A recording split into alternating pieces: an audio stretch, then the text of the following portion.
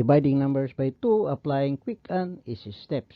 8,529 divided by 2. Since not all of these numbers are divisible by 2, so let us first make these numbers divisible by 2. 8 is divisible, so this will remain 8. 5 is not divisible, so we go down. 4, carry 1 to the next digit.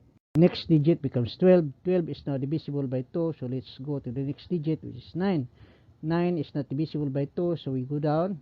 8, remainder 1. 1 becomes our decimal digit, so let's add 0 so that it will now be divisible by 2. All the numbers now are all divisible by 2, so let's start dividing. 8 by 2 we have 4. 4 by 2 we have 2. 12 by 2 we have 6.